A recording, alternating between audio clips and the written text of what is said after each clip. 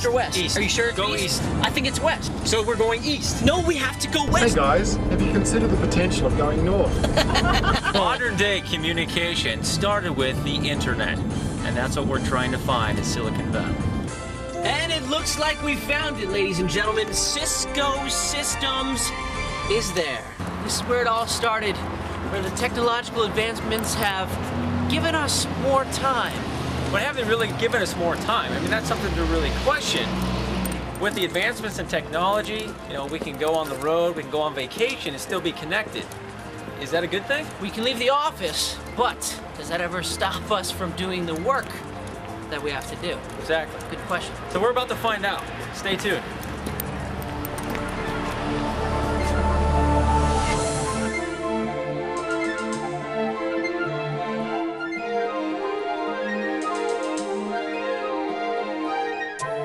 We're in the USA and we are in Silicon Valley, which is basically the center of the IT boom and the IT industry. And as a result of what's come out of Silicon Valley in the last 10 or 20 years, the entire workscape or landscape has changed of the way people work. People no longer need to sit in their cubicles right next door to each other. Thanks to some of the technologies that have come from here, we're able to work anywhere around the world. And the new buzzword that's happening now is virtual teams. But along with those virtual teams comes a certain set of pressures or challenges that we have to deal with that we may not be that equipped to deal with. So there's a two-sided coin we're struggling with here. So I'd just like to ask you, as a result of Cisco and some of these other industries in Silicon Valley, how has that changed the nature of the way we work? Let's talk about the good things first of all. I think to begin with, we've got a lot more flexibility. And so whether it's working at home or working in the office or working on the run, the point is we're connected wherever we are. And when I say connected, it's wired or wireless. And so that's the good news. The good news is we're always connected when we need information. We can react quickly. We can think about the customer environment and the market environment and react to the market as quickly as is required. And I think from my point of view, the thing that's most powerful is I can stay connected with people and the people who are in our teams all over the country.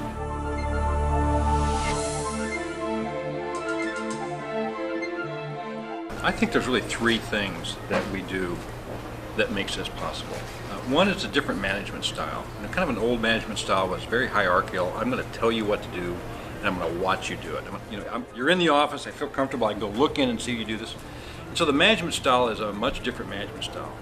We really treat people more like professionals, and we give up the I got to inspect them every hour kind of thing. We're going to give them a task to do, and we're going to measure them on the results. And how they get the job done is they're going to get the job done in some way, so that's one thing. I have a team that works in Raleigh and a team that works in San Jose, and even if and I work in Colorado, and even if it's snowing out, those guys are all online. They don't get a snow day, right? So that's the other part of the task, is that people really have kind of learned to work wherever they are, and it takes a little discipline to do that, but I think people have become professionals about this, and they go, this is the task I have at hand, and I'm going to work at this because this is what I have to do. What advice can you give to companies that are now struggling through this whole transition from the office to virtual teams, where all of a sudden they find themselves now dealing with a phone call in Asia at 3 o'clock in the morning? Instead of a couple of faxes a day, now they're getting 500 emails a day. What advice can you give them, since you've been there and they're coming there? For me, I think the most critical thing is it's really a management style where we as managers, whether it's my manager or me as a manager for people that I have, we really give very kind of crisp vision to the people of here's what it is we want you to accomplish. So that whether we're inspecting their work on an hourly basis, or they're working in Asia, or they're working in different time zones, or they're working wherever they're working, they have a pretty good understanding of what it is that they're expected to accomplish at the end of the day. And I think the difference that from the old days is we saw people as a tool in some sense, and we try to guide them along the pathway to what it is we accomplished, but we may never have told them what it was we wanted. And today the burden's on the management to be more crisp about what it is we want as the vision for people to accomplish. So I think that's fundamental, right? I mean, I think Bill's absolutely dead on. There's two things: clarity of result, clarity of role, and where it fits into the bigger picture. So as a leader, part of your challenge is to figure out you know, all this disparate pieces that lie around the country, how does that build into a clear vision and what we're going to deliver? And you have to find a way, whether it be online or regular commit calls, or whether it's on video, you have to find a way to communicate that vision and get buy-in from people as to where they sit in that vision, and where their role is. It must be harder to get buy-in when you can't see them face to face every day. Well, you can see them face to face, but you're not going to pick up all the body language cues that you might have been able to as we're sitting here talking. Well, he does. When we talk on video, he can tell when I'm going, that is the stupidest idea I've ever heard. So you've actually learned to... So Bill's pretty visual, and so am I.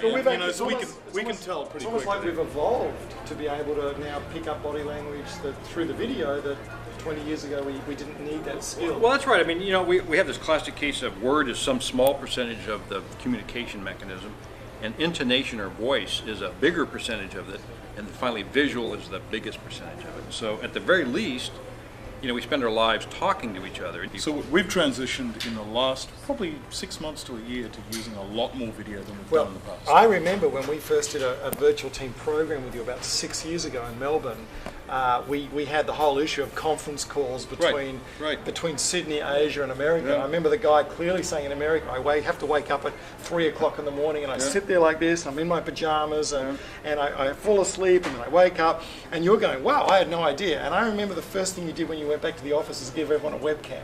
Yeah. And that was pretty revolutionary 5 or 6 years ago. At the time. So now we're moving in, now we're saying, hey, it was even pretty simple disciplines from that event in Melbourne.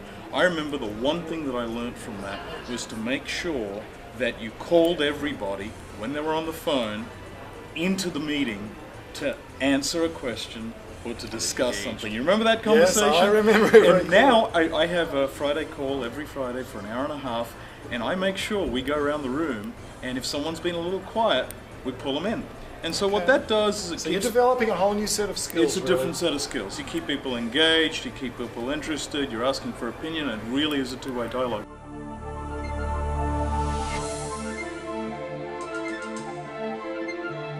I remember this guy from America, you know, he said he got so resentful when he'd wake up at 3 in the morning, brush his teeth, get ready, and then someone would cancel the call. Right. And he couldn't go back to sleep, but he'd be expected to turn up at the office at 8 o'clock in the morning. This is now, this whole connectivity of being connected 24/7, it's great, but there's a challenge now, and I know Cisco are now again leading the way in this work, rest, play, and the whole blend of the lifestyle. So once again, tell us where you think that's going and what sort of challenges that the fact that we can carry our work back home.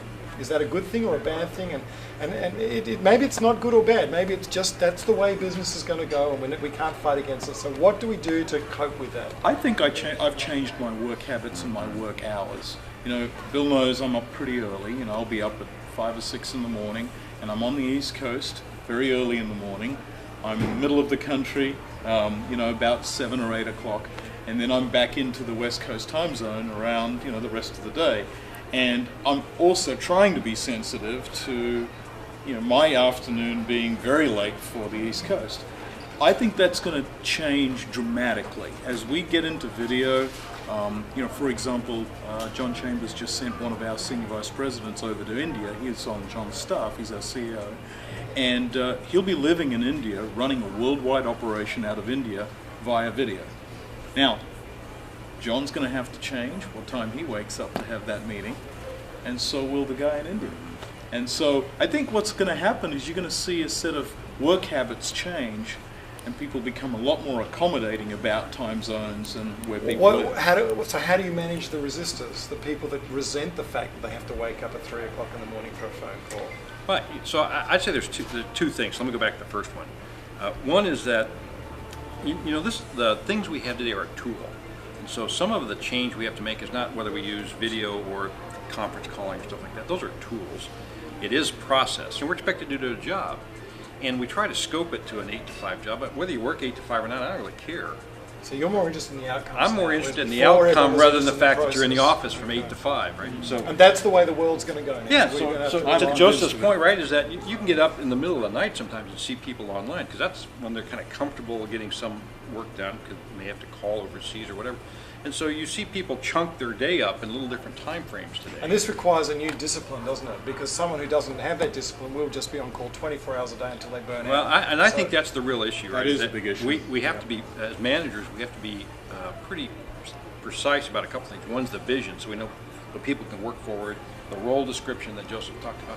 And then as managers, I think we really have to worry about, Jesus, are these people killing themselves because they're trying to work 24 hours a day rather than working some amount of time a day and taking some time off to go to their kids' school. And you add the pressure of numbers, and they've got to meet that, you know, and then we all talk about team building, but at the end of the day, a lot of people are on individual incentives, so I don't know. I think the real value of this that it gives people is it gives people a lot more flexibility to control their life, right? They can get up early in the morning, spend some time in the morning working. You know, I know one of the people today was going, look, I get up early in the morning, I get my email done, I do some calls overseas. Take the kids to school. I have breakfast, right? I go to the gym, I avoid all the traffic driving in, and then I come into work, right? Because I have some stuff to do here too, right? And I schedule my meetings.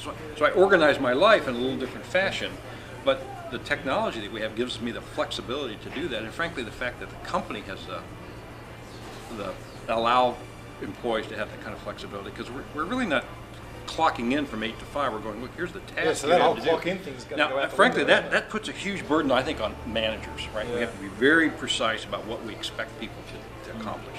I think that's the real change. So we're going to need it's to not 8 hours a day. It's here's the job and the outcome we expect. So we're going to need to give people now the skills of how to chunk that day out and how to discipline themselves so they don't work 24 hours a day. Right. Also, they don't work 2 hours a day. I think we also have to change our expectations. You know, this whole notion of thinking about result and outcome versus how you go about it it's a fundamental change. And you know, I think some companies are more familiar with this depth of empowerment than others.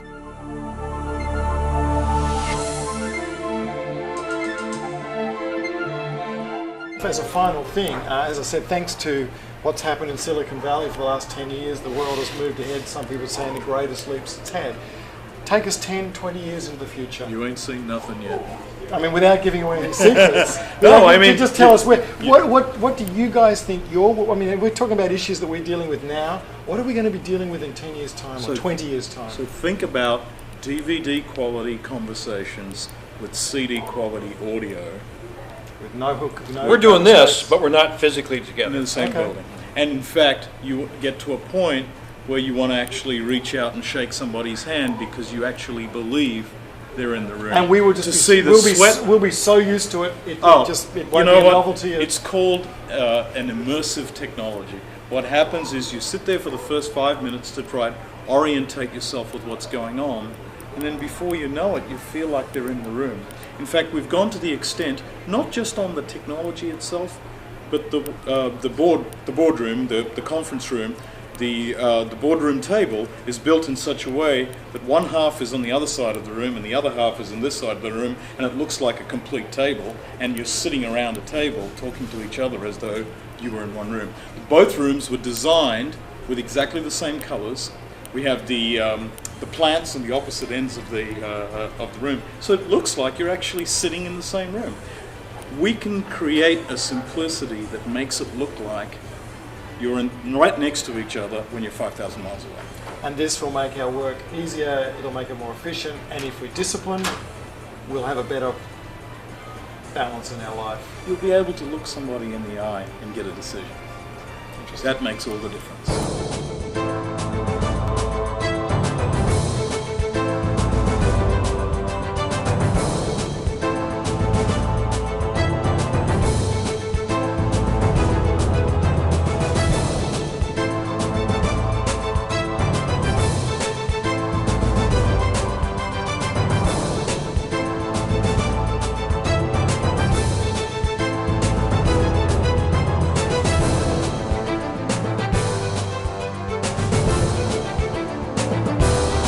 Does the connection that offers us the ability to send mass emails and have accessibility to so much information actually make us work better together or not?